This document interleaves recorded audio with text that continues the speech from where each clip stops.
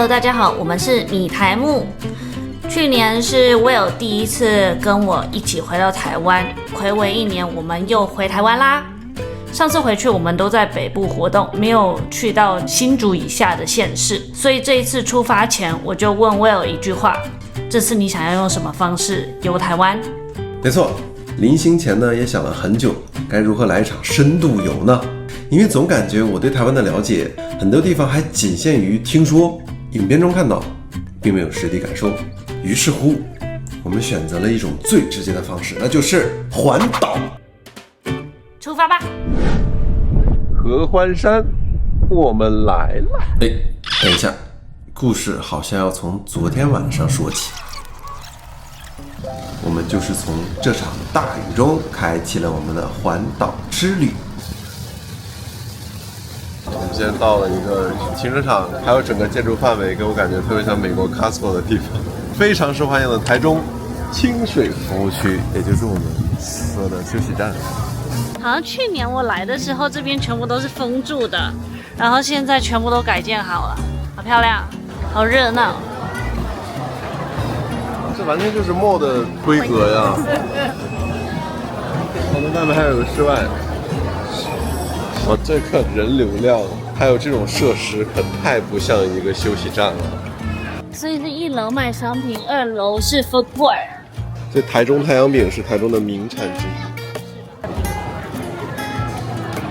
光绪3年，这个好像也是台中名产。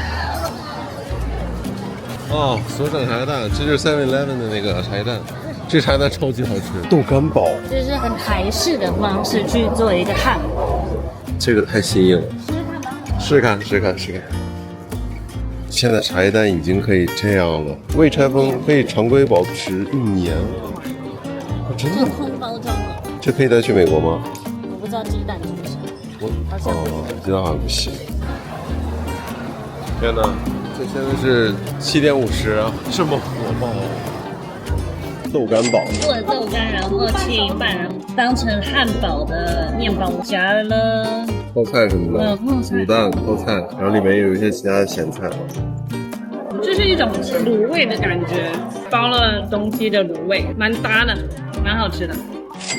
达米糕，红仔米糕，红仔米糕，所以它是糯米。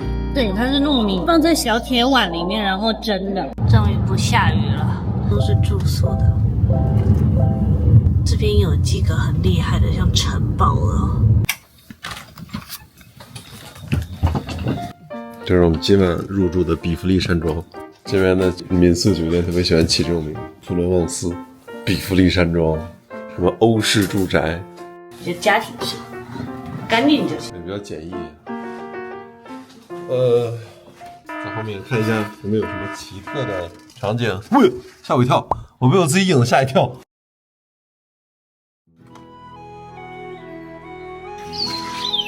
现在是4点50分，天居然已经亮了。现在还不知道哪一个是合欢山，这附近山非常多。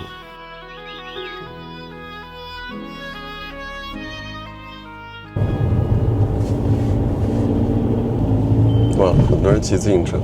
现在是早上6点，台湾人真的是爱骑自行车。我们刚刚从住宿的地方是仁爱乡，大概开了半小时上来这个平台，这平台的那边写着太鲁阁国家公园，它像烟一样哈，它在往上飞，哇，它就贴着那个山尖。刚来的时候这边还多一点，然后呢，慢慢的它往上飘，它就开始慢慢的消失了。现在它把阳光遮起来了，哇！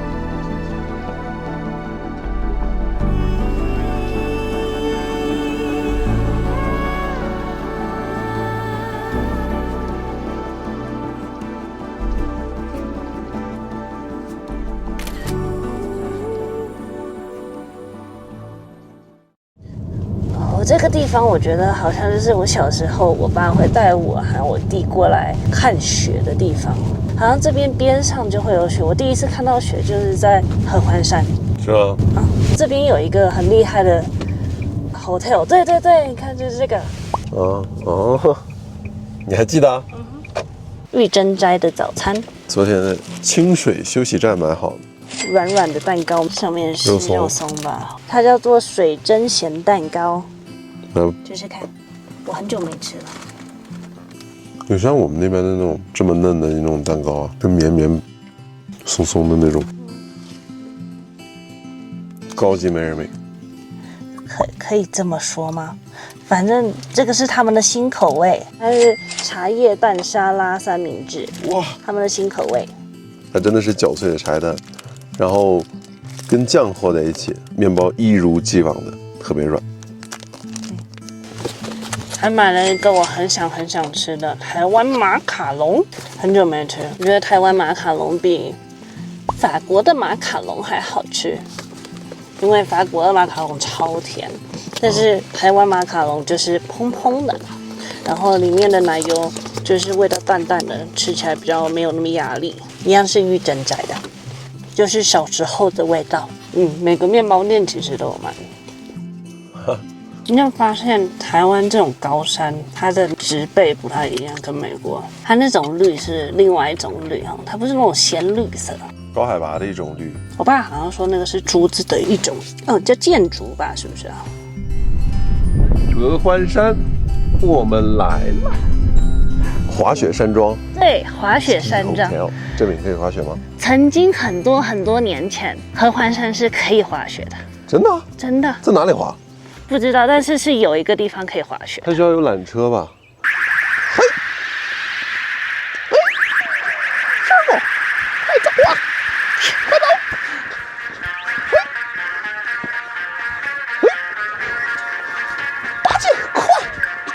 我才不是八戒，你才八戒，我是盘丝洞里的妖怪，妖怪，治安老孙一棒！嗨！哇，你看台湾这个中央山脉山峦这么一长条就有100岳，所以它的平均海拔都是3000米以上，或者3400米以上，我猜的啊。这边也有一个步道，这边就是合欢尖山步道，那感觉拍起来挺好看的哈。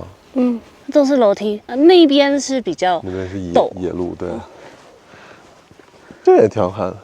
石门山入口，所以我刚才说玉山建筑就是它，是吧？对，叮叮叮，小竹笋。等下爬的是3237米。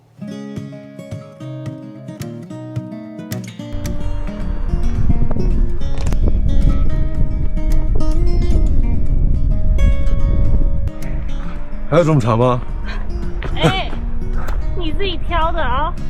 这就是我们刚才远看，现在远看那边的山，那个绿其实不是草，是它。玉山涧。它的高度大概是这样。但它这个是岩石。直接是山岩。我真的觉得这种高山爬山的感觉，或者走路的感觉很爽，好像比起树林里面。你的视野更开阔，然后呢，你也能更清楚地感知到你现在是爬一座高海拔的地方，尤其是你跟云同一个平层，很有成就感。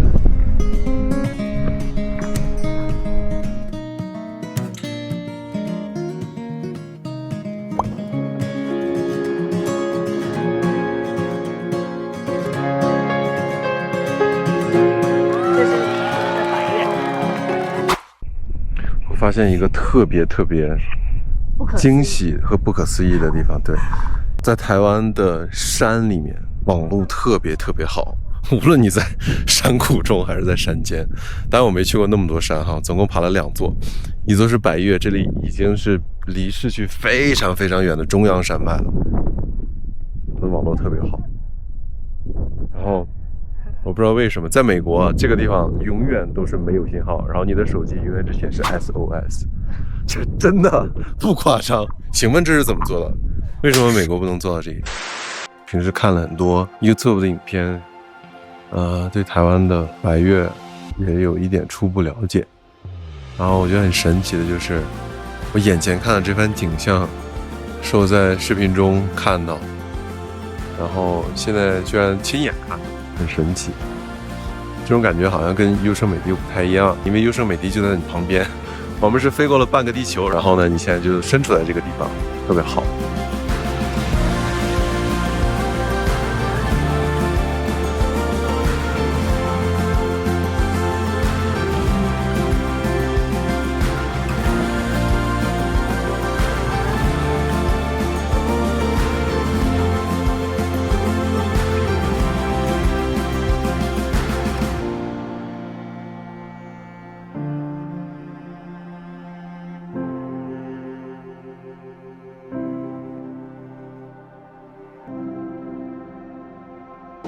哎，你去哪？大头贴吗？在这，100块，所以我们停了2个小时。2个小时居然完成了一座百岳，再次胜，这是最容易的百岳啊！这样就交易完成，就给发票，然后呢就可以直接出场。我很喜欢台湾的停车场，全部都是车牌，不会又拿那个什么。我们总是要拿那个票往里塞。我看这停车场不大，所以你很容易没有车位，如果来晚的话。而且你早点来，你还可以看到云海。早起的人有云海看。我现在开始有一种高海拔那种脑子雾的感觉，就是紧，脑壳发紧。今天捷安特有一个活动在这边。捷安特是我初中年代能开上捷安特，那简直像现在开保时捷一样。在学生中，哇，整个这金字塔尖的人物啊，谁有辆捷安特。我们现在在台湾的正中心，我们在南投埔里。我们从合欢山下来之后，下到埔里，我们来找吃的，吃完之后就继续我们的环岛行。请问为什么我们没有停到彰化，而是在埔里找吃的？这个是山下，然后现在是刚好中午时间。那我觉得来一下台湾的正中心也挺有意思的。啊，很值得。埔里到底是不是真的是正中心？南埔里就是台湾的正中心。我觉得是集集呀。哪里？集集呀。集集是大地震，那我真的不知道。这么热吗？先别整这些有的没的，我要被晒到一个热哎。然后我不要再讲。我日光枕宝妈，你痒。我在 Google 找到一间有4906个评论，然后4.7颗星的一间臭豆腐店，然后有面啊，有臭豆腐，然后很多台式的小菜什么的。这么小的小店，居然有这么高的评论。对呀，然后我们就试试看。你看，对，内用。传统的小美食店就是上来自己的位置，然后自己调风扇。摆头吗？不要摆，直接捶我们，不摆，对不对？不要摆的。啊，那到了。不要了 ，OK， 走。手写复印出来的菜单，很有意思。这样画可以吗？可以啊，我们都用正字啊。是吗？我们就是打勾。正字，你才知道要几份啊？哦。难道我错了吗？那要几份？你直接用数字呢？也可以，这不是你知道吗？用数字补不上去了。如果你画正字，你可以继续画。这个是麻辣鸭血臭豆腐，70块，然后加一个20块的王子面，这是你的麻酱面。哎，卖相一般般啊。古早味。麻酱拌一拌。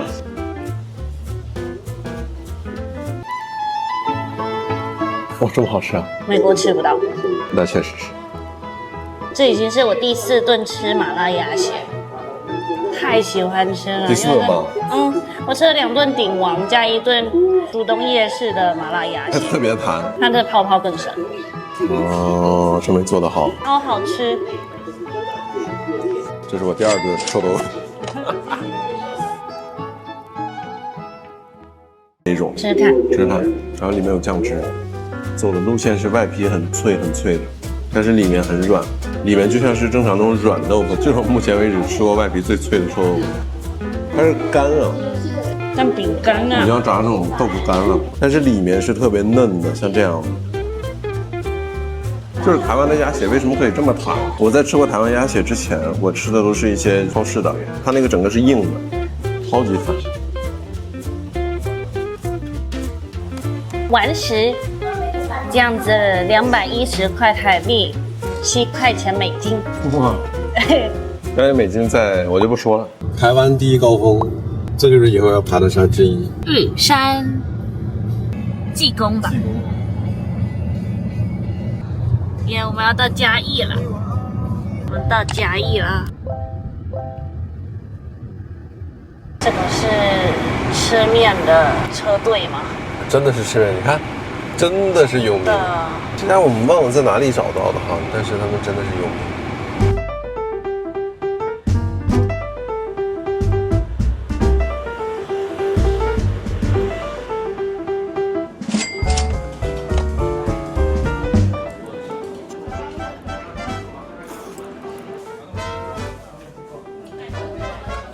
就它的酱很好吃，就比较浓，但味道很厚。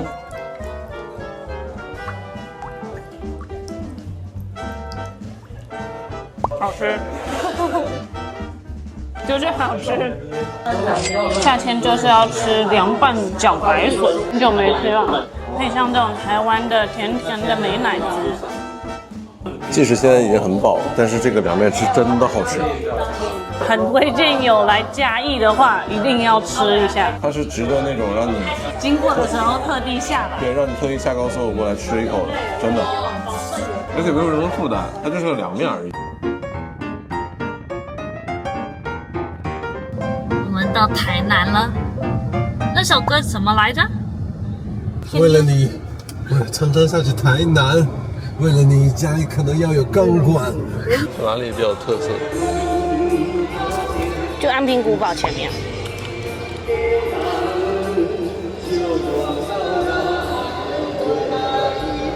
背景音乐。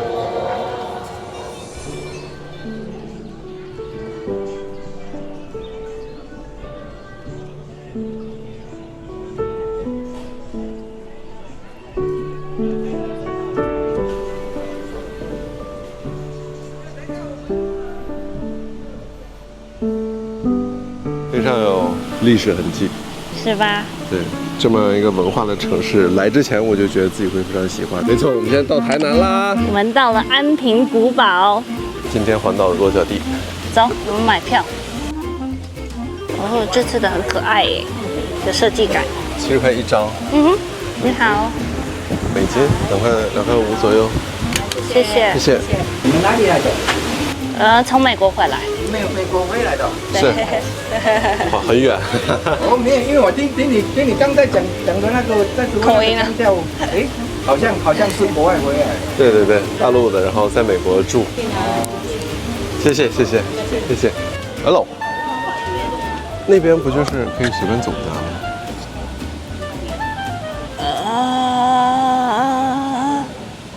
哎，好像是，因为那个也没有封住，但是票也才70块，为什么要逃票呢？哦，是这样。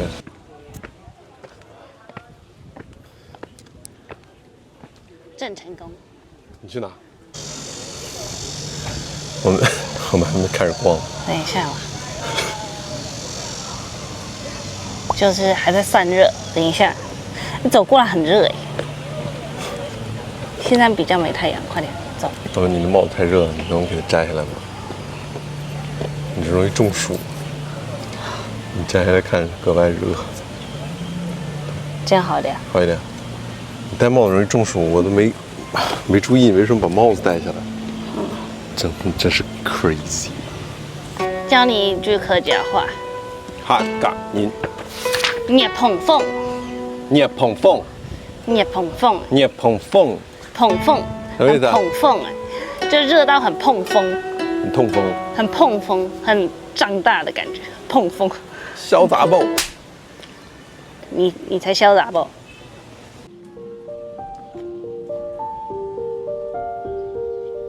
安平古堡位于台南的安平区，可以说是台湾最古老的西式城堡。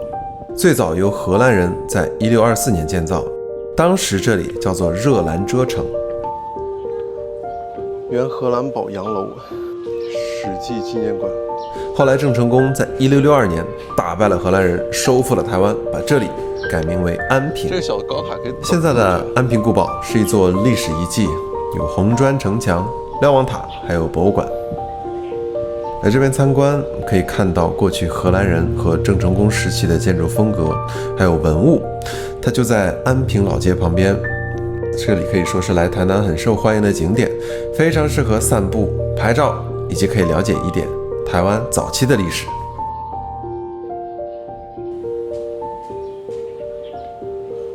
瞭望台，负责监控整个城堡四周动态，狙击点嘛，就是。所以它是1975年才加建的。狙击点。好，上面是专门是狙击手。OK。一日3班岗。OK。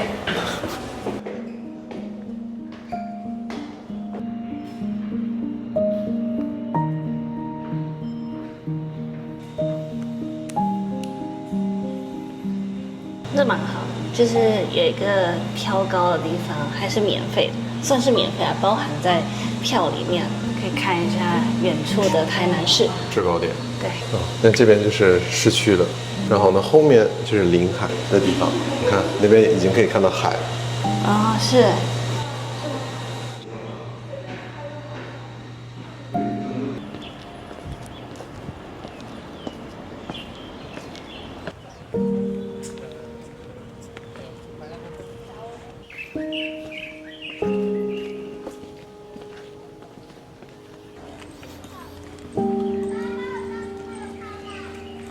走的真的是复制，啊，姿势都快一样。从安平古堡出来，这边有一间冰店，随意吃一下。你脸已经汗得不行了。一个嫩仙草，一个刨冰。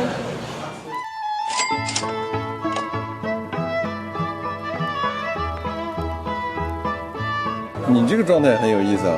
是吗？新鲜百香果跟爱玉更剉冰。你是不是想吃我的？没有，我觉得我的挺好。我的非常好吃。是吗？它是跟鲜芋仙的完全不一样。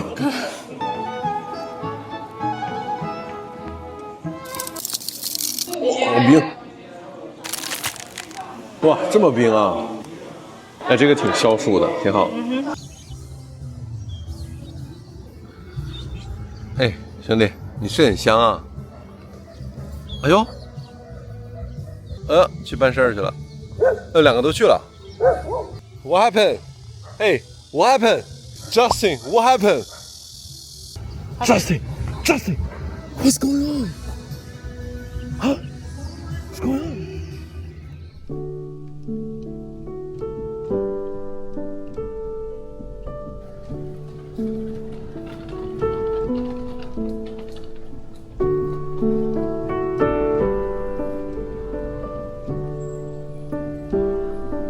有要去逛夜市吗？台南的话就没有夜市，小心头不要撞到了。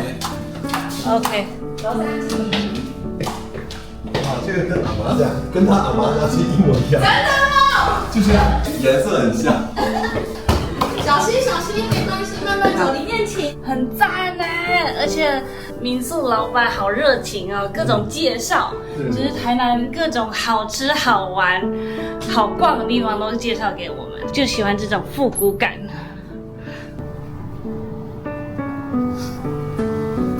老电影，真的是老电影。它外表看起来很复古、很讲究，它其实非常非常干净。有一股清香。对，就打扫的超级好，超级干净。大推，很喜欢。我从来没有在台湾自助洗衣服。我也没有。Wash and dry， 哦，这是哦， 2合1啊。哦，那很好，我们就不用再来一趟了。这个居然可以烘干2合1。啊，它还可以自己清洗一下。哇哦！一不小心碰了个台湾这么高级的设施，对旅游的人超级友好。对啊，这样一大袋，你可以打码。随便一个街角的咖啡店，特别有味道。你能感觉大家真的都很悠闲的，晚上在这边喝咖啡。没有游客，我感觉他们都是本地人。然后桌子也不多，大概5个座位，总共1个咖啡店。这就是来自台南人的悠闲。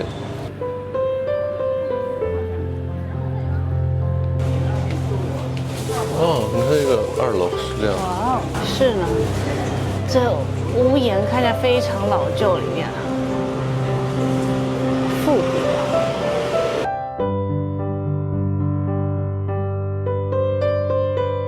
台南在我印象中是一座古城，但如今却发现它其实很有年轻的活力。这座城市的节奏缓慢又悠然。我们问过生活在这里的人，他们无一不认同并享受这种台南感。即使离开了台南，也总会时不时想回来看看。其实来之前，我完全没有想象过台南可以是这样一座充满生活气息，并且步调柔情的老城。印象中好像只有牛肉汤，如今看来，其实台南不只拥有历史的厚重，也展现出了一种独特的魅力与年轻朝气。想要经常来台南，对我们来说好像有点难。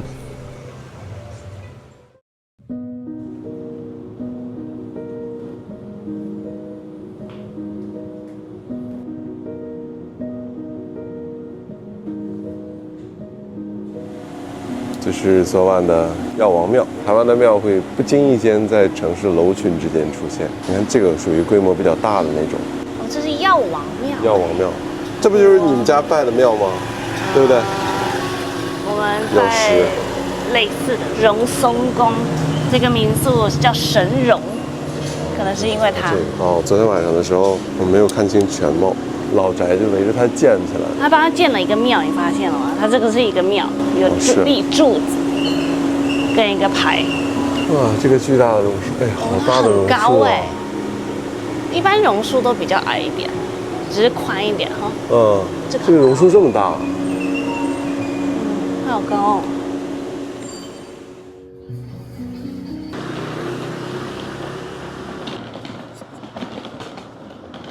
这是我们跟民宿老板买的，哇，很方便，很适合给做生意的人，觉得很聪明。不然原本我们要缴260块，而且这是5000次出入，就很方便。而且它这个地下街特别方便，因为台湾的街道其实很拥挤。对，它整个就是开通全部很长很长，我们现在没走到头过。我觉得这个建议推广到每一个城市，包括国外。很厉害，很厉害，很厉害。早安台南，下车买早餐。在台湾开车不容易啊！你看啊，如果你想在靠右停车，那么你要随时注意，很多摩托车会在你的右边嗖穿过，所以你要提早很早打方向灯，然后慢慢往右靠，慢慢往右靠。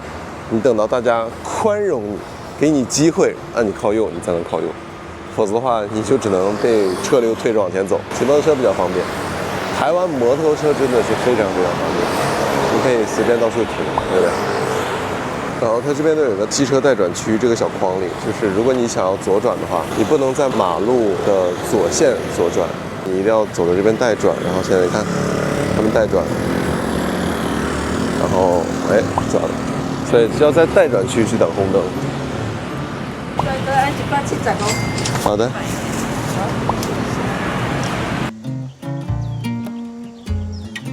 哇，它那个上面的细节很丰富，很丰富。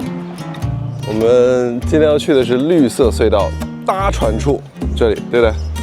绿色隧道乘船处，这里。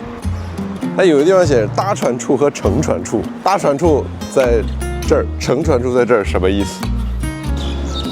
不是同个东西吗？我不知道。乘票是1人200。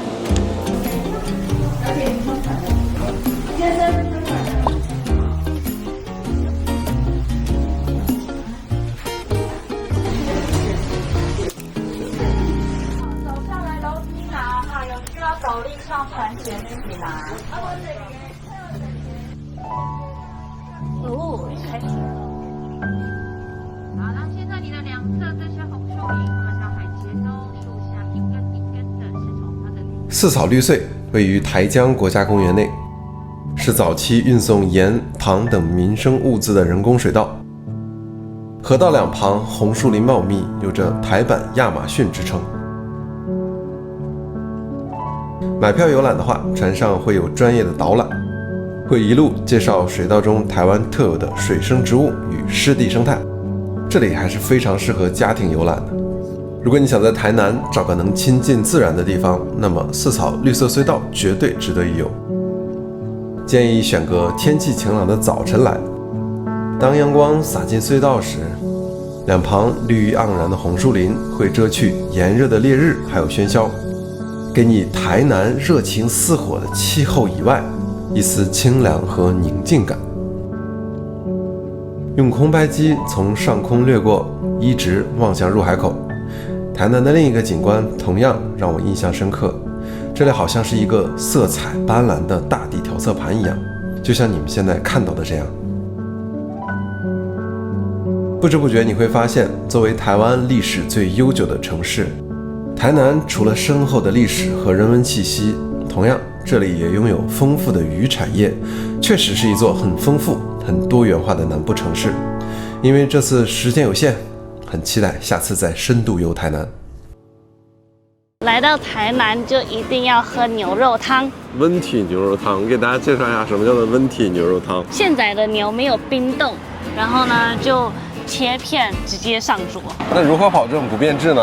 就是它刚杀完就马上吃啊，马上上桌了。对啊，刚杀完就运过来，还是说他们后面有杀的？那我不知道，应该马上运过来吧？真的？应该是温体牛。对。这一间算是小连锁了吧？那一种传统的有几间就是凌晨就要去排队的，我就排不了，所以呢就来这一间文章牛肉汤。它酱油膏有分两种，一种是台南甜，一个是古早味牛肉汤。哇，好香啊！这个是综合切盘，还有一碗猪肉燥饭，切得很薄很嫩，然后粉粉的，有没有？对呀，它的汤就很清汤，然后没有太多调味，但喝起来就甜甜的，那种肉的香甜。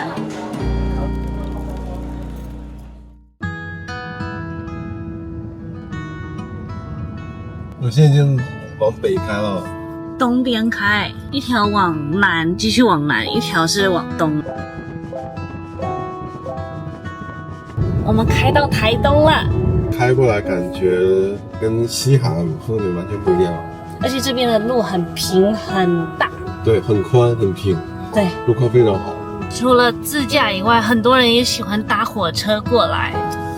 对，我下次比较喜欢打火车过来，你看，火车直接沿海岸线，对，那是火车的铁路，风景感觉非常漂亮，沿着海。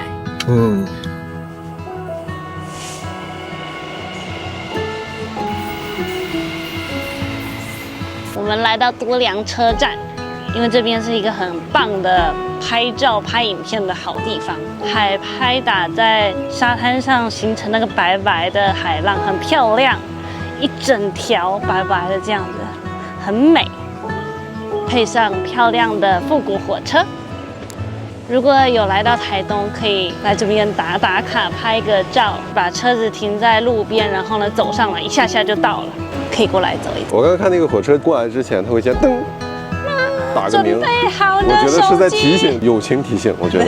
一上来，相机都没掏出来的，发现火车来了。对，就听到声音，然后呢，快点就定位，马上拍到，然后就是5分钟的事情，又来了，又来了，又来了。说着说着又来了。哦，是很复古的火车哎，超复古。哎，有在招手。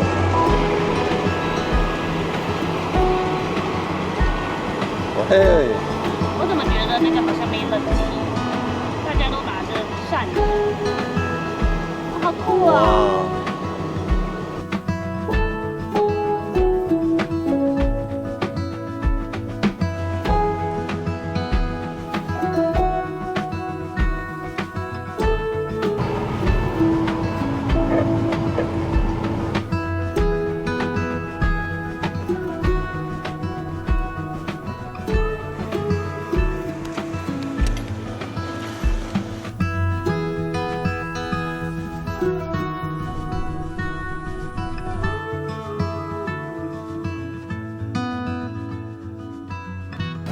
环岛中。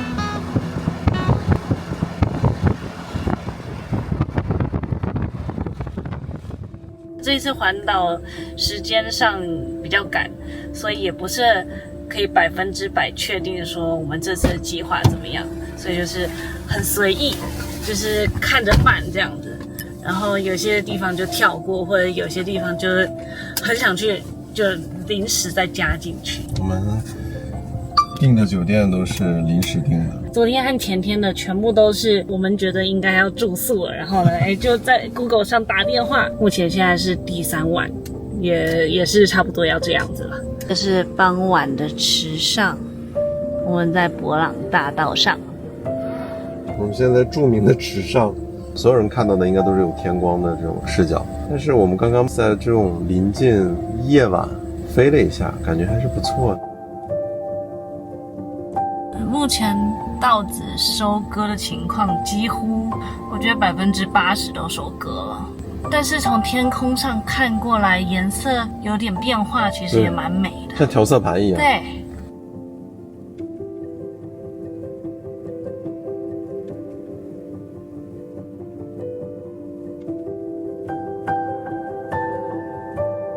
现在我们在池上火车站。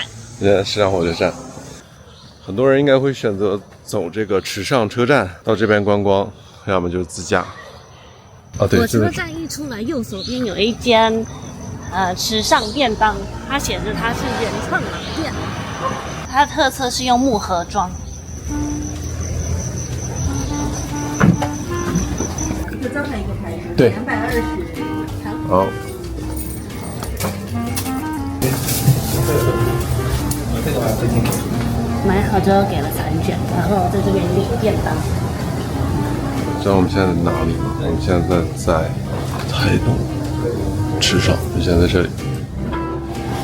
自己打汤，不知道这是什么，感觉是海带、排骨。然后这个是招牌，木盒的哎。对，这是招牌。招牌就是什么肉都有。是很有食欲这样的。填的很满，很丰富。订阅米苔目。走。哦，我以为你要说，我以为他要说。你可以说。就刚刚你说的那些。这是我们的招牌便当，里面它总共有10道菜，我们是以猪肉为主，然后里面会有今天的时蔬，然后还有我们腌制的酱菜，以及我们自己做的柴鱼酥，都是我们当天现炒，非常新鲜。谢谢。很好吃，谢谢。还有一个想法，就是我对，跟我想法一样。某一个人开车，某一个人坐火车。那就这么决定了，来吧。我开车，你坐车。好，你开车行吗？我当然可以啊，为什么不行？在晚上9点的池上车站，特别有意思，就是我们门口有个小流浪狗，他自己在门口守着，一边吹冷气，一边呵斥他觉得形迹可疑的路人。他是真的负责任。你看，我看，我可能又觉得有一个比较行色匆匆的人路过，可以。他觉得保护到我，来一个正常的旅客，你看他叫不叫女士？完全不叫，看见吗？他觉得你是专心过来坐车的，他非常欢迎。扮演无业游民，在火车站扮演了大概1小时的时间，现在终于确定一家民宿。哦，对了，我们的计划就是明天一早我有搭火车上到玉里，然后呢，我开车到玉里接他，一起走下一个行程。对，让他体验一下台湾的铁路。很期待明天可以拍出怎样的视角。这就是我们刚刚找到一间$40一晚的民宿，通常会是免费。真的假的？池上稻香文旅，还有这个福利啊！隔壁邻居会报警，这太美国了，动不动就报警。就是我觉得这是威胁啊！哎呦，好干净，这么干净。好像是住在某一个亲戚家里的。对对对，小小一间，但是睡碗非常的好，主要是很干净。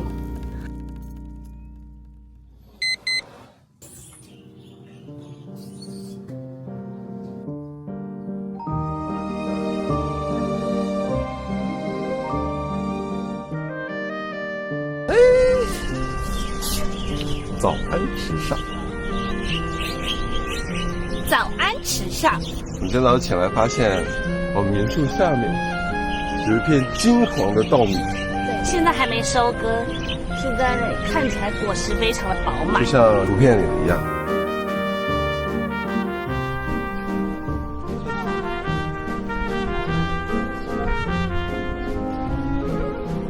这是什么？早餐，我们是铁板面。铁板面可以早餐吃？没错，台湾人才会吃的早餐。火腿蛋饼跟肉松蛋饼。美而美，台湾知名连锁早餐店，你很早就知道了。很早就知道，歌词里知道。热狗。热狗。了解台湾文化，热狗的歌词可以了解很多。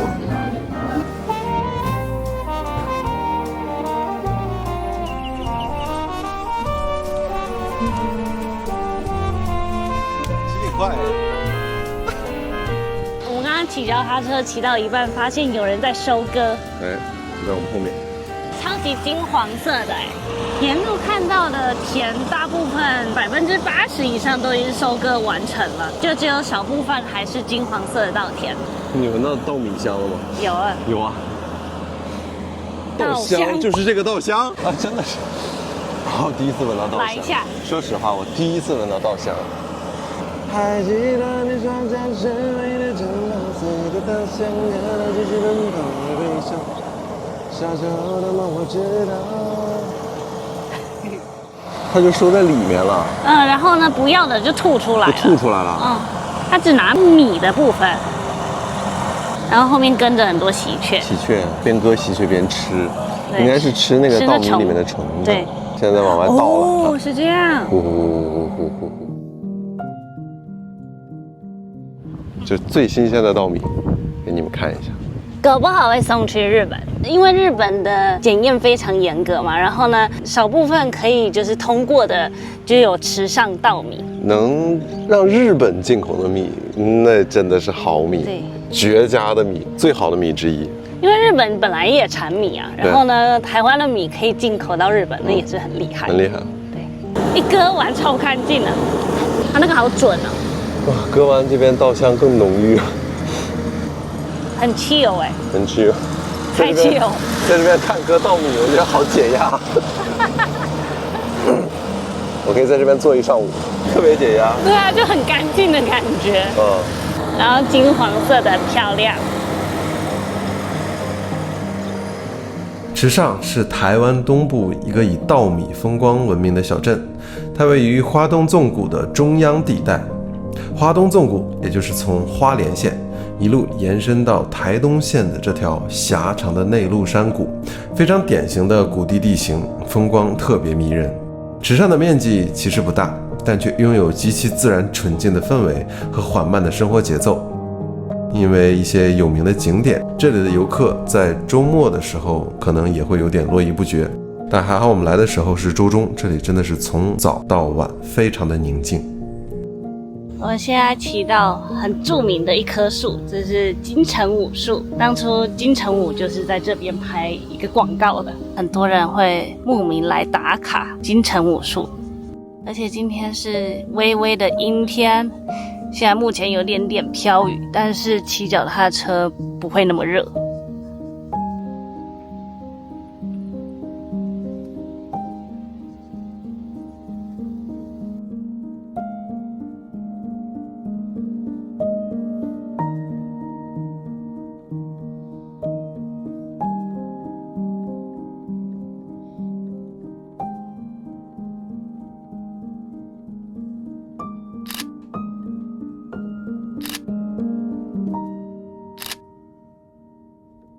王先生说想要买一包米带回美国，我就想说来农会买，一查有这个池上农会观光米场。哦，你看这是烘干的工厂，就是新鲜的稻米之后就送到这边烘干。是像 Classens Farm， 他们不是采收完之后呢送去一个地方，对。老公，这不是你这个有点像，你不要再摸了，不好意思啊。是这里，没有开耶。在台湾旅行经常会遇到这种告示牌，难怪今天、昨天都没什么人。刚刚那个观光农场没有开，所以我们来到直销驿站。直销驿站，对，这也是农会办的。蝉联3届全国稻米品质竞赛总冠军。可以从头念吗？蝉联3届全国稻米品质竞赛总冠军。就用刚才那版。不行哦，他有写人名在这。生产者哇，何聪明。对，哇，那就这个吧。支持小农。现在就是采用我们昨天商量好的行程，我搭火车区间车，搭到前面的一个小镇叫玉里，然后我开车去玉里火车站找你。看一下你要开多久？38分钟。就到了。对。好，那你现在可以出发了。好啊，等一下见。你好，就我到下一站玉里，请问我现在可以进去了吗？可以啊。可以啊 ，OK。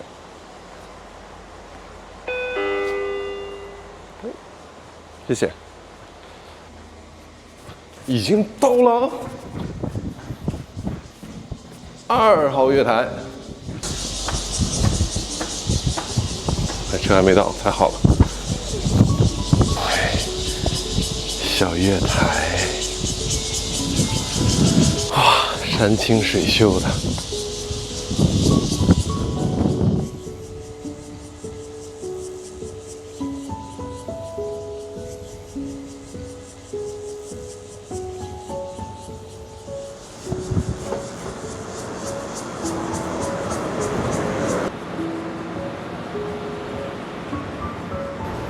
我们感觉这辆车很熟悉，这就是许光汉那部电影里面出镜的那车，同型号的。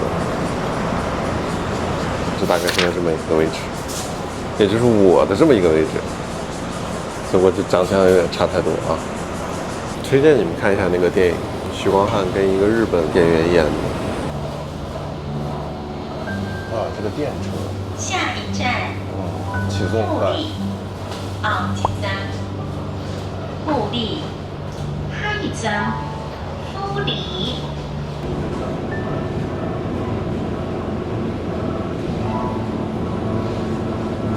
车厢里真的就没有什么人，你看车厢里现在就3个人，加上我自己3个人。因为区间车嘛，赶路的话大家会选择高铁，但是东岸的话，就是东部沿海它是没有高铁经过的，大家会选择自强号。甚至有些人会选择从台北直接搭飞机到台东，大概不到1小时的时间，但是你会省很多的时间在路程上，这也不错。我觉得台湾虽然说小，虽然说你看我们所在的这些池上啊、关山啊这种地方，其实人口很少，但是它的公共交通还是都有覆盖。然后呢，便捷程度，一张悠游卡就可以像我现在坐的这一辆区间车，而且火车站啊等等的配套设施都非常完善，然后呢看起来都是有在翻新。翻新的同时，它不会弄得特别现代化或者高精尖的科技，它都会保留了当地的某些建筑特色，或者是延续历史上这个地点以前的建筑特色。我觉得就是每一个乡镇或者是市都是非常用心的在沿袭历史遗留下来的一些底蕴，这也是为什么很多人喜欢来台湾旅游的原因。我觉得像台北市，它有它发达的地方，它有它特别现代化的地方，但是同时哪怕在台北市，它也有非常有历史底蕴的地方和保留一些历史遗迹的地方、历史古迹的地方，这一方面他们也很注重。所以我觉得正是有这2个结合，这个城市才能够充满活力。我觉得因为你要看得见历史，你才能够更好的去规划未来。你看外面的天蓝得很。哦，对，好像台东这边有一个比较有名的画，最近流行叫台东蓝，请各位看一下台东蓝。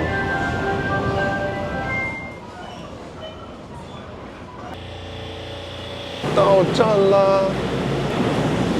玉里米啊，玉里也盛产米。这个就是自强号。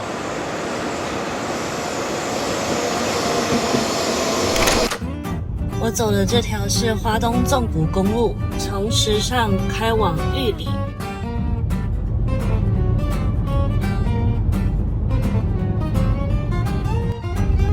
我到玉里了。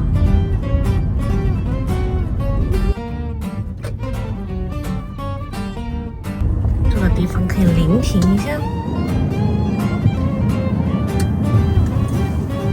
在这边等王先生出来。哦，我看到王先生了。来到了一个规划以外的城市——玉里。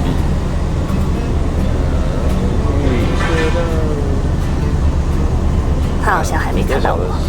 小镇。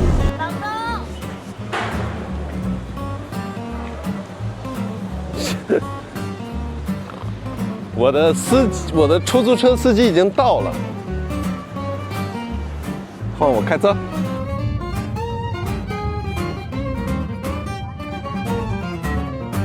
我们在87度的高温下抵达了三仙台，这应该是一个景点，但是我是自己在 Google 上找到，等一下应该是要走的那个特别有特色那个桥，感觉很古旧，像我觉得它可能是想要塑造那种就是腾云驾雾的云海中的这种海上的云朵那样的感觉，我感觉哈，有没有那种感觉？向着烈日出发，哎呦，干掉了，应该很快就过桥。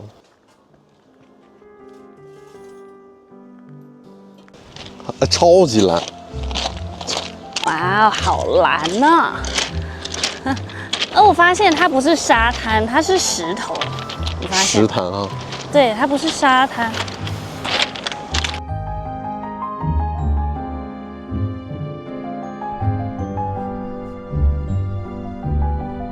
晒归晒，这个海风还挺凉的。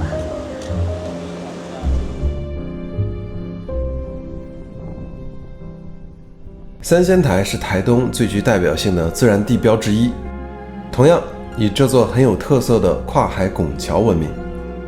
三仙台由离岸小岛和珊瑚礁海岸所构成，其中有3块巨大的岩石，传说中3位仙人曾在此登陆，因此得名三仙台。不知道三仙台这座拱桥的概念是云朵，还是海浪，又或者是龙，就看大家如何解读了。其实这里最初是一处夹角，因为海水侵蚀逐渐断了夹角中的一部分，所以就形成了离岸岛。那么也就是我们今天看到的这样。是蛮晒的，能撑把伞就好一点了。桥的另外一端还有步道哎。它这个植物是这边岛上才长的这种植物哎，很热带的植物啊。哇，这下面热。没有风了就好热哦，不像烤箱，风被这两旁的植物遮住了。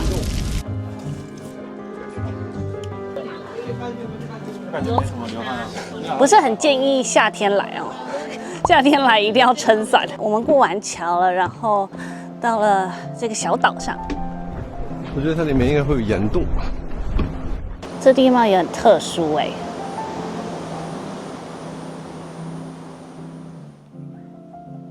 好了，我们到了我们这次的登山口。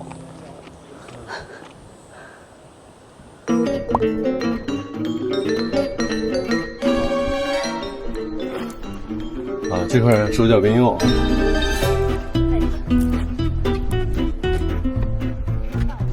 哇塞！人也少。你就在这，你就在这下。我觉得我也。全饿着了，你马丘比特都上了，你这样能耐？就是弄东西。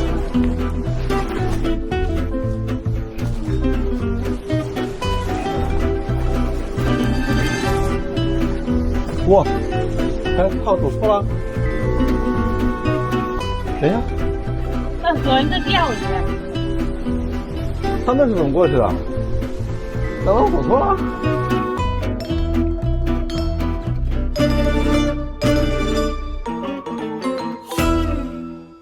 末日火山灰地貌，看这边，有吗？有啊。收臭了。哎，螃蟹都被烤成这个样子了。哇哦！穿过去。觉得里面应该走不了。可是那个洞很黑，我刚刚已经走过，然后太黑我就折返。OK，好行，一起走。哦，在这里，感觉是没有人哈。哇，这么黑，没想到这里居然会有点吓人，有水滴下来。哦，过来就好了，一转就好了。但是你在门口的那种恐惧。对啊。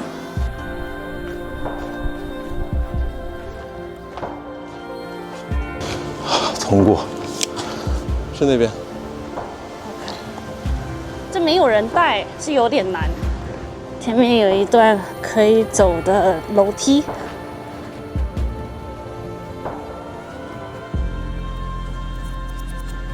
这边又有一只被烤熟的螃蟹。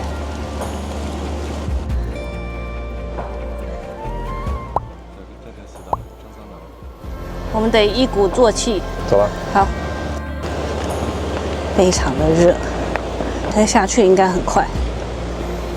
当然，视频中的我们已经在炎炎夏日中帮你们走过了。建议各位还是尽量避开炎热的夏天去登岛，不然你可能会觉得自己误入了火焰山。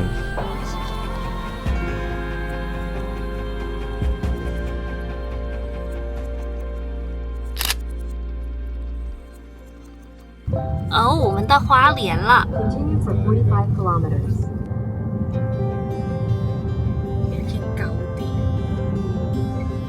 我们现在在路上临停了一个景点，因为刚才在开过这里的路上，看到一片梯田，然后有游客在路边停车，所以我们也停下来。我觉得这里就像是现实中的世外桃源一样，很多生活在台湾西部沿海城市圈的人，也都会偶尔来花东轻旅行。这里应该也算是大家逃离繁忙生活的后花园了吧。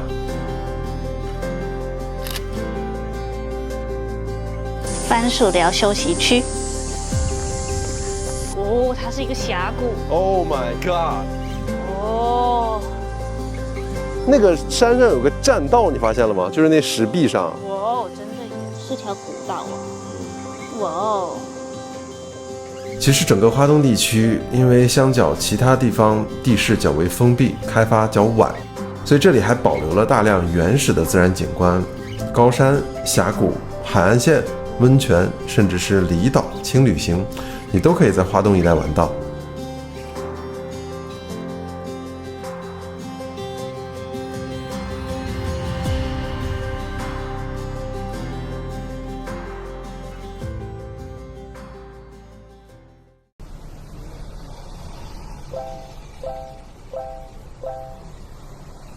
嘿，我们在花莲市，我们现在到花莲了。这个地方叫做将军府，一走进来就很漂亮。这是什么香味？我觉得是炸鸡排。啊，九层塔。对，九层塔，太不正经了。你们来到一个新店。OK， 你看那个蝉声，哇，太大声，那里黑色那个，看见了吗？有哎，很大一只，哇，好大声。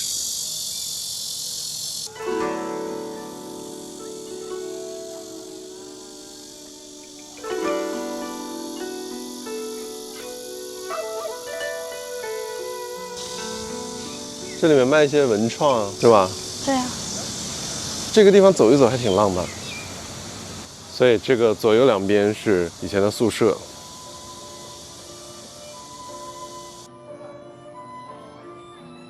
位于花莲的这座将军府，看起来应该是沿袭了当年的那个氛围，但是它其实是刚翻新不久的一处新景点。这处历史建筑最早可以追溯到昭和年间，当时呢是一位日本的将军曾在此居住。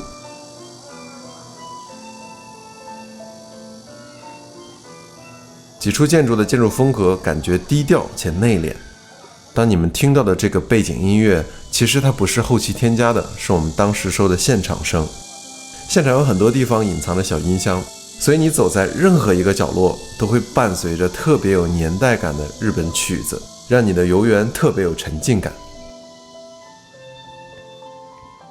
其实台湾很多县市都有很多像这样原本的老建筑，有的破旧，有的荒废掉，但却没有被拆掉，而是经过政府的翻修，又再次回到了大众的视野，能让那些喜欢历史和体验在地风情的人，能够真正有机会触碰到历史，让你有种身处历史洪流的感觉。这种感觉还挺奇妙的，但不得不说，在台湾经常能有这样的体会，还是很赞的。这里很适合晚上来走走，然后白天的话，我相信里面的小店都很有特色，而且晚上有灯光，看起来更加日系，对，带你穿越回那个日治时代。大家来花莲可以来这边走走，而且是免费的，免费入园，然后旁边有一个免费的停车场，赞。我得跟你讲，这边竟然有写路边停车格，还有剩几个，贴心哈，太贴心了。停车场的车位可以告诉你。哦，这边直走就是太鲁阁了，这里，太鲁阁天祥。我们现在要往宜兰方向前进。我们今天晚上住宜兰，希望快点太鲁阁修复完毕，然后下一次我们回来的时候可以好好去参观。刚发现说苏花公路超级多隧道的，然后刚才查了一下，苏花公路超过10座主要的隧道，总长大概有30公里。因为苏花公路就很容易地震之后有山崩、落石或者土石流，为了减少这些危险的山路，所以呢就修了很多的隧道。原本苏澳到花莲是需要3个小时，因为有了这些隧道之后呢，车程减到2小时。我们到了礁溪，到了宜兰，刚下高速公路，马上就有一点点闻到像温泉的味道，臭鸡蛋的味道。对 Family Mart， 我们来到了 Family Mart， 今天晚餐准备在这里搞定。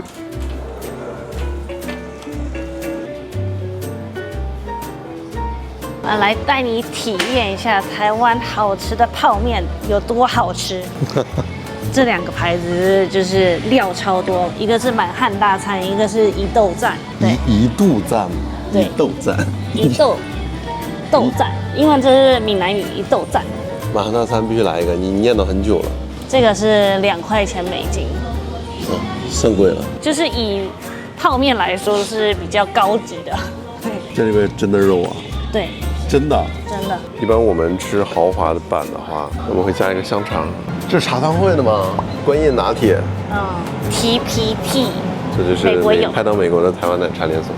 有没有香肠系列？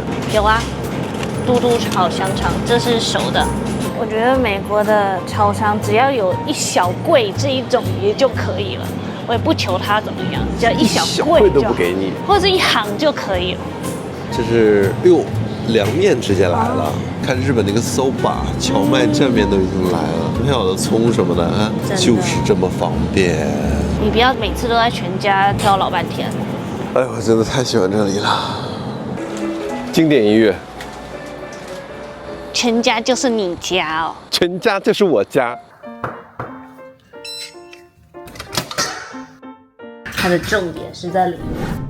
它每个房间都有自己的汤匙吗？也不是每个。哦，不是每个。第二档之后就有。哇哦！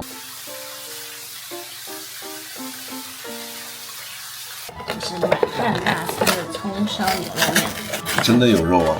对，你看这个。哎呦！还有调理包。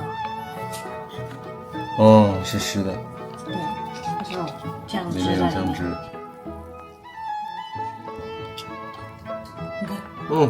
这是真的有牛肉，真的有肉。对，那个番茄酱汁，当然是比较小块一点啦。对，但是真的是牛肉，你尝一个吧。牛肉很入味啊。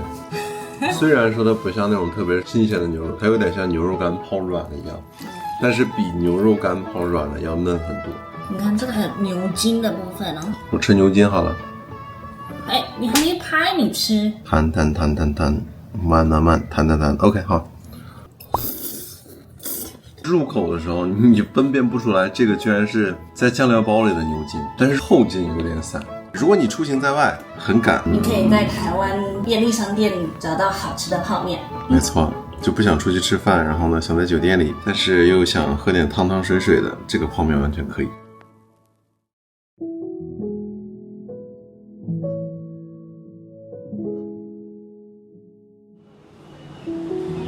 早安，早安，宜兰。我们现在在头城老街。宜兰的话，我也来过蛮多次的。是吗？但是头城没有来过，然后呢，就一直有听说这个地方。文学巷。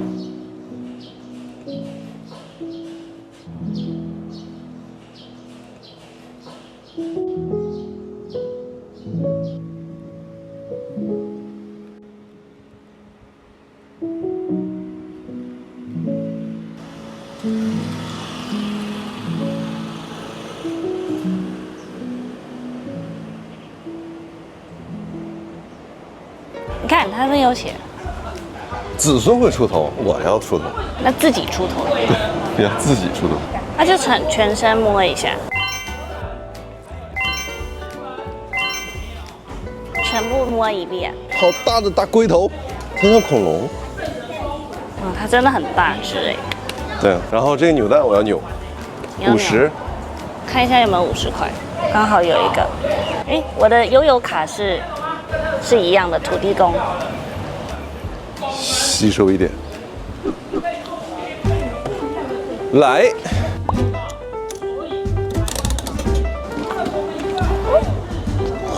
耶，是紫色，是我喜欢的紫色。这是拧它，嘿。这是你第一次拧扭蛋吗？你第一次拧扭蛋？对，从来没有扭过扭蛋的人。生平第一次拧扭蛋。上级。哇哦！土地公的一个小袋子。小袋子，这是什么？绑线的那个。好，谢谢土地公。也挺可爱。你有没有发现你在台湾到处都可以看得到土地公？对，有大有小，但是到处都有。我不知道怎么准确的说啦，对我来说，它就是某一个土地公庙，就是保佑这周围这个小社区的。所以我们家每初1和15就会去某一个土地公庙去上香啊，然后上点水果啊什么的。因为是保佑你那一方土地。对，类似这样。这个是比较复古，我觉得，因为有些都拆掉，然后盖了很大间的。我觉得这一间算是偏小一点点，然后是复古好看的。旁边又有棵大榕树，就是还蛮有 feel 的。是它整个全貌巨大的榕树。这些土地公庙应该有年头了。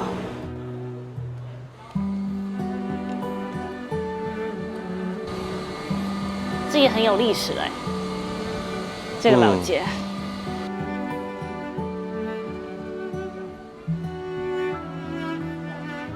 但说真的，就是这个头城老街区比较短。我以前去过的一些老街，它就是很长。这边保留的可能就部分而已吧，或者是当初就只有一些，不是很长。哦，这都有作者哎，这条是什么？艺术巷，小板凳，哦，好酷的小桌椅哦。你坐一下，就一半而已。这是一半的桌椅。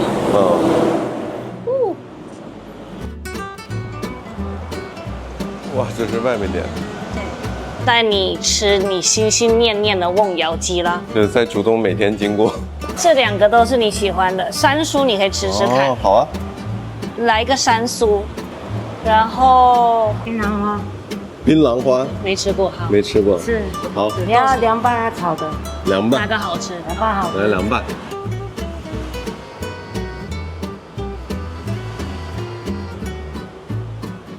它边上就是这个样子，啊，它就是在街边，你就能看得到。对，龙眼木，然后那个是荔枝木，哇哦，那烤出来的会很香哎。就有一个果香，有果香啊，对，这个是龙眼，它比较扎实，扎实看得出来。它可以做木炭。OK，啊，荔枝就没办法做木炭它，就比较松软，你看它比较软。比较公。对，哦，好哎。这已经上好了。对啊，上菜很快。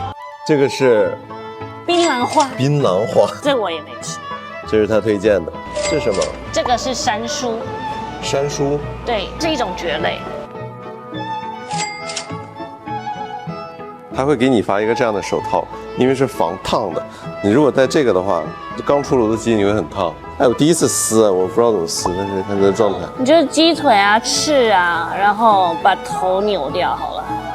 你看它，哎，哇，它这个皮特别脆啊！你看这个皮有多脆，然后里面特别 juicy。大火炒的，有锅气。哎呦，好吃！你有吃过这个吗？没有吧？没有，从来没吃过。很野味的感觉。山蔬就是炒了破布子跟香菇。买它这个东西我们没有，美国没有。买得到。买得到吗？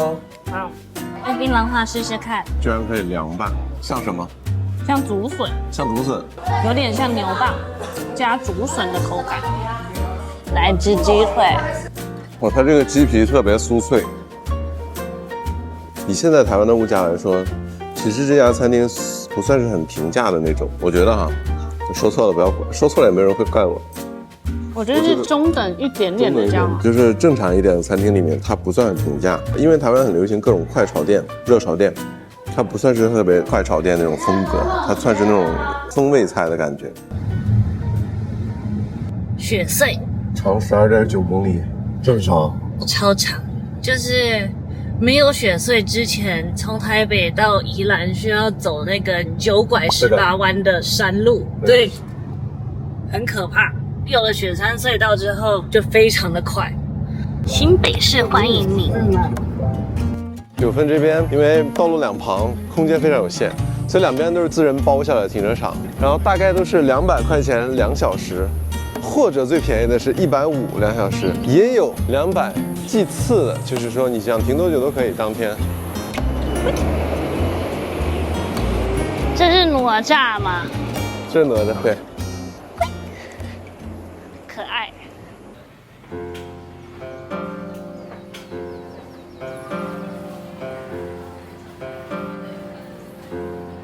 今天的九份老街不是很热，对，天气 OK。对。哦，原来是那个味道。啊，就是那个味道。我等一下要找寻我的那个味道。你念了1年的味道。九份这个地方历史上原本是因为金矿而繁华起来的，当时呢甚至还有小上海的称号。现在虽然说金矿业不在了，但是它怀旧的街道、山城风光，还有一些经常出现在电影镜头里的场景、街角，都让它成为了现在你们看到的这处超级热门的观光景点。我相信所有来台湾旅行的游客们，应该都不会错过这个景点。九份还是一如既往的人非常多。你是应该没有来台湾之前就知道九份？我知道九份，但是我忘了是通过什么知道了。听说过这个地方，然后知道它是一个非常著名的景区。我觉得它是台北附近最商业的观光区之一吧，可以这么说，对吧？吃吃喝喝，然后看老街，然后有风景。游客来说的话，还是挺方便的。就是如果你没有太多时间台湾细节走的话，这一个地方可以让你认识台湾很多美食跟一些特产。我觉得这个可能是台湾最多元化的地方，因为你耳旁响起各个国家的语言，各种外语，店员日文、韩文、中文，然后英文轮着讲。就是被超级游客区训练出来的，很有意思。这是一个非常商业化、非常游客的地方。哦，对，九份最有名的就是芋圆，大家应该都知道。是吧？我是来了之后才知道九份最有名的是芋圆。说到九份芋圆，还有个小故事。第一次来台湾的时候，也是很快就来了九份，5人点2碗，3碗，点了3碗，我们2个 share 1碗。特别有意思的是这样的，当时没觉得有什么哈，吃的非常享受。后来就通过各种视频啊，我就发现，哎， 9分的芋圆跟我当时吃的不一样，难道我当时吃的特别像盖碗的感觉？后来果不其然一问啊，跟我们同行的家人吃的是正常的标准版本，我被迫吃的是盖碗，就是里面好像只有2种料，因为它不吃任何红豆类的，所以我误以为9分芋圆大概就是，直到我看到原来普罗大众吃的9分芋圆里面有各种各样满满的不同的料子，我发现哎。好像当时真的吃了一个盖碗。这个故事搁置了大概快1年的时间。对，每次讲到9份，他就很生气。然后10个月后的现在，我终于准备啊吃到我的标准版，然后你继续盖版。我们等一下看一下区别。你好，冰的吗？冰的。综合的好吗？一个综合。好，60块。然后一个什么豆子都不要了。120。它就是芋头或者是番薯，加上粉料揉完之后呢切完之后它就下锅煮。我知道就是大概类似是这样的。制作的就是和面的技术很讲究，对吧？对，大家如果是有 Airbnb 住宿的话，可以买1盒回家自己煮。我们上次做了一个非常好的景观座位。你看这边餐厅很随意的，因为地理位置很复杂，所以你的点餐区跟用餐区，你中间要经过其他餐厅，很有意思。原来是可以是这样的，就是3种豆子。嗯哼，然后这个是我去年吃的版本。这有什么问题？很好啊，是挺好的，但是啊，视觉冲击还是这个比较冲击。我们这是找到一个很棒的位置，景观第1排。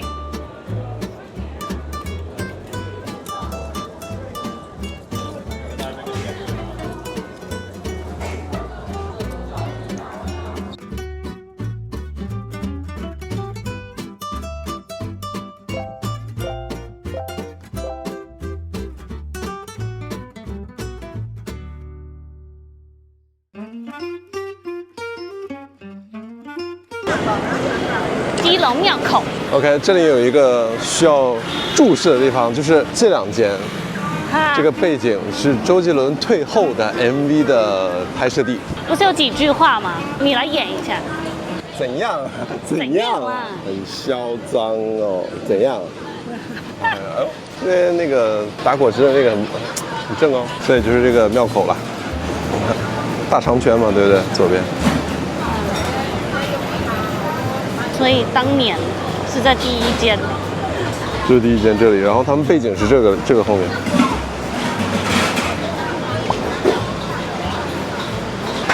这都没有人哈。因为这个时间点嘛，而且今天是平日。米苔目。米苔目啊，米苔目给米苔目一个特写。米苔目特写。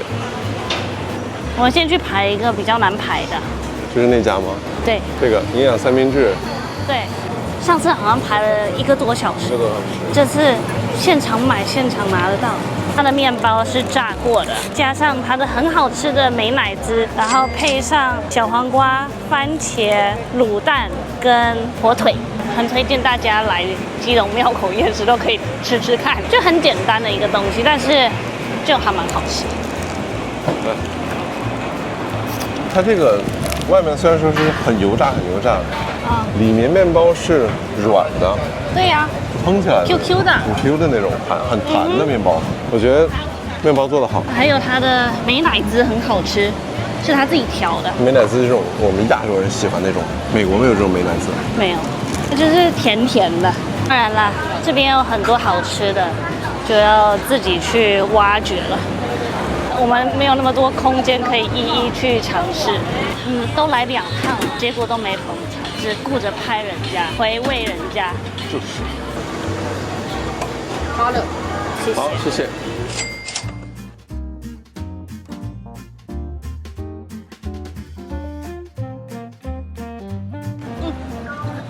这猪，它像球。猪。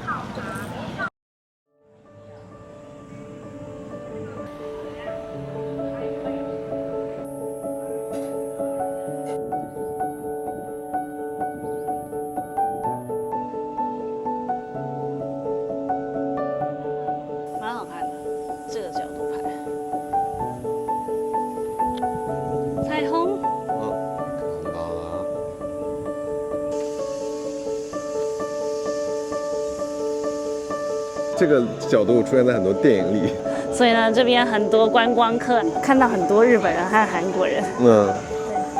它就是孔明灯，然后它可以起伏，你可以把你想写的话写在那个天灯上面。看起来就很有希望的感觉，很浪漫的感觉。其实我们来这边2个多小时了，就是为了天黑才放天灯，对，因为看起来比较有气氛。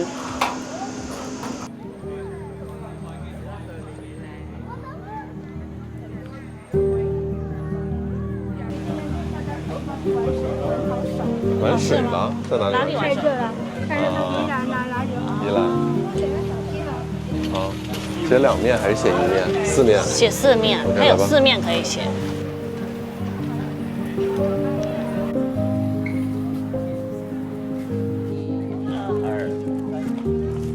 订阅米台木。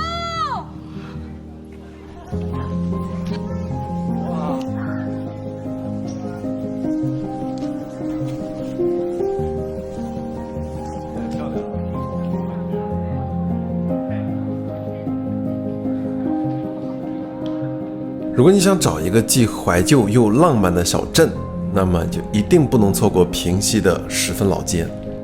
这里最著名的景点之一，那就是天灯了。没错，这个古时候就广为流传的一个民俗活动，在十分老街依然延续着。看着天灯带着你的愿望慢慢升起，也怀揣着人们的祝福，渐渐随着天灯远去。当然，希望这些愿望都一一实现。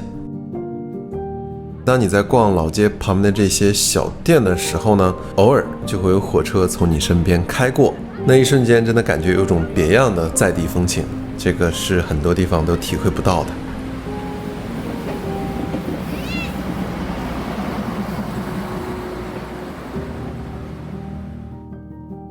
因为我们到的当天呢，其实是平日。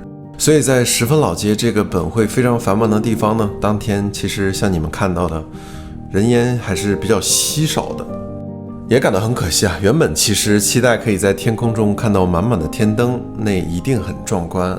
还是那句话，那就留给下次吧。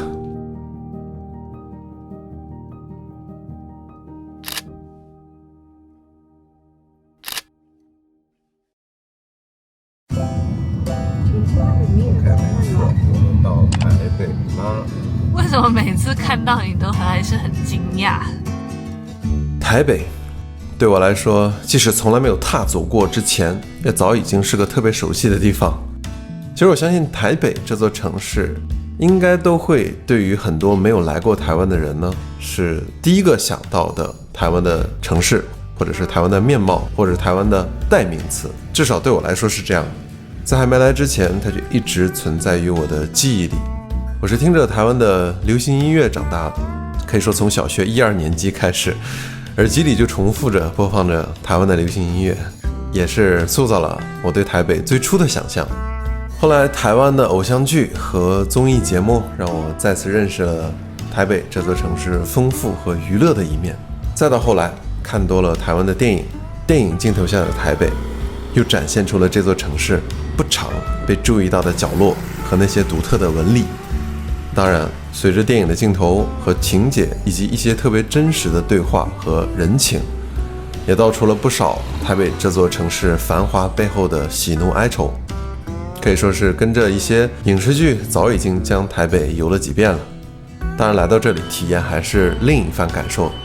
总的来说，我觉得台北是一座非常有温度的城市，无论你是怎样的人，有着怎样的背景，你都可以在这座城市中找到可以让自己片刻逃离现实的那一处角落，并且享受其中。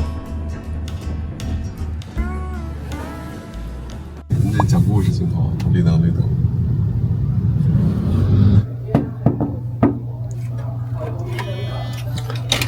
入住台北。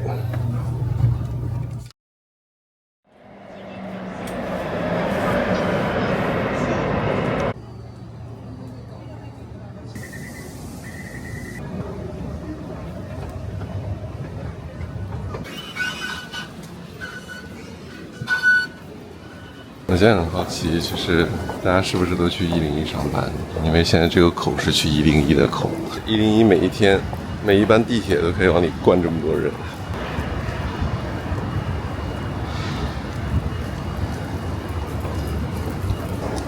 我还提前了7分钟。还可以。我们来第3次了，第3次，扑空前2次前2次扑空是因为都有点太晚。然后排队有点久，大概都是60分钟左右。你看那个价钱，我现在才看到价钱。我看到了，你点的是全场最贵的。如果你是第一次来到台北，很推荐一定要来101顶楼上眺望整个台北市。同时，但是如果你不想花太多钱买观光门票，像米台木这样，我们有客家混，所以说也可以像我们一样到这间101的88楼的星波咖啡，点一杯外带杯，享受一下咖啡，还可以看顶楼风景。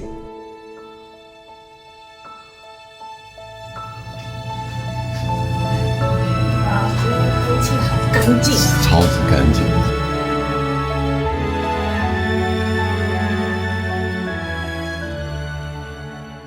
你要看的是什么？上面还有一个直升机停机棚。我们看到一个楼，就是这种造型特别奇特，就这栋楼就在101的旁边。然后我刚刚说，我们以后要住这里。然后刚才 Google 一看，网友金先生说有点抱怨哈，我们忽略前面的人。哎，对你没听错，一户要18亿台币，折合约5600万美金，实实在在坐稳全台第1豪宅宝座。然后他想要价18亿的结果就是整栋大楼竣工至今10多年，仅售出1户而已。真的假的5600万，那真的就是像洛杉矶、好莱坞、Beverly Hills 等等，就大豪宅随你挑，你知道吗？我听闻台北的房价很贵，百闻不如一见呢。这是全台最贵的啊，它有它奢侈的成分。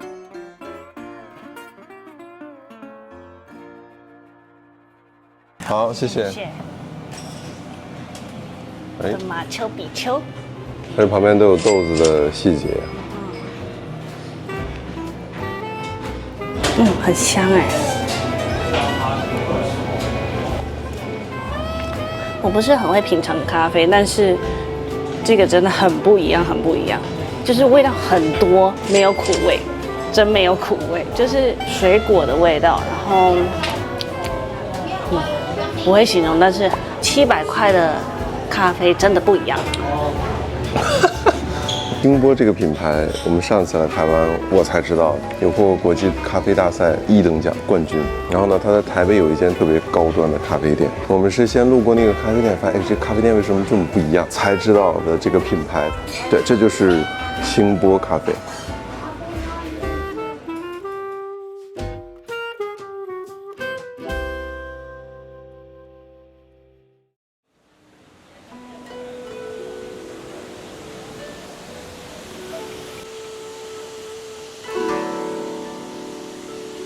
我们来到了台北这边最著名的一个寺庙龙山寺。上一次来过这里，然后呢，再上一次呢是他请了一个福，所以我们就想说，每一次回到台湾，然后来到台北，就来还个愿，然后再过个香炉。就是算是感谢神明，保佑我们这一整年平安顺遂。然后今年又回来，就再给他拜一拜，再继续求他保佑，再续上。对。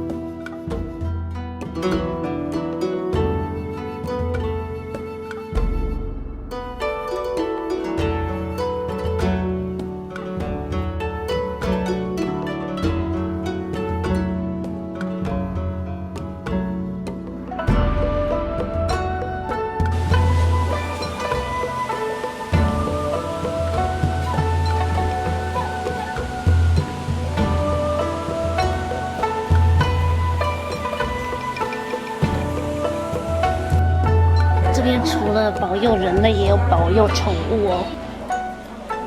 有宠物的。对，第一个宠物御守。宝哥有这个。对。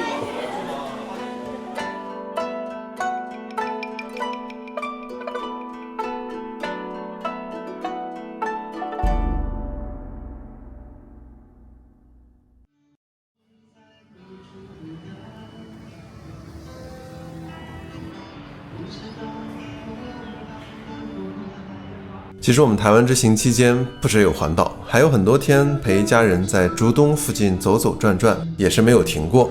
后续呢，当然会有更多的影片带给大家。当然我们也都在关注大家的留言，很多留言其实很打动我们。比如说有的朋友说我们的空拍视野好棒，海边梯田他也去过，但是没想到空拍出来居然那么美。我一直觉得有的时候用另一个视角看一下你所熟悉的地方，这个感受会特别不一样，特别有意思。还有人说我们拍到的台湾和他想象中的不太一样，他说他想象中的台湾其实更多的是藏在侯孝贤的电影或者是罗大佑的歌声中。我特别能体会这位朋友的感觉。就像我刚才说的，在你来台湾之前，其实每个人的心目中都有一个台湾的模样。这时候美眉问了，姐夫，你们环岛回来咯？姐夫，你觉得哪个地方最漂亮？如果说最为印象深刻的，好像很难偏向某一个地方。这一路的环岛，我们体会了竹东的温暖，合欢山的云海，台南的香甜，池上的稻香，台东的那一抹蔚蓝，还有台北市充满青春色彩的繁忙与活力。这些其实都是我们第一时间能想到的这次环岛给我们带来的真切感受。要想总结出最喜欢的，还真的是不容易，感觉谁都不能落下。希望我的回答不算太敷衍。不得不说，再次踏上台湾这片土地的那一刻，还是有种特别奇妙的感觉，新鲜感也是无处不在的，也好像是许久未见的老朋友又一次见面了一样。最后还是要感谢看我们视频的各位，看到你们同样对台湾有丰富的情感和体会，也让我们觉得环岛这件事情做得非常有意义，尤其是我们用米台木的视角记录了下来。当然还有能够得到这么多人的喜爱和支持，也是我们做视频的动力。再一次谢谢你们啦！环岛系列影片到这里就要结束了，当然我们台湾的故事还是未完待续。感谢各位的观看，我们下次再见了。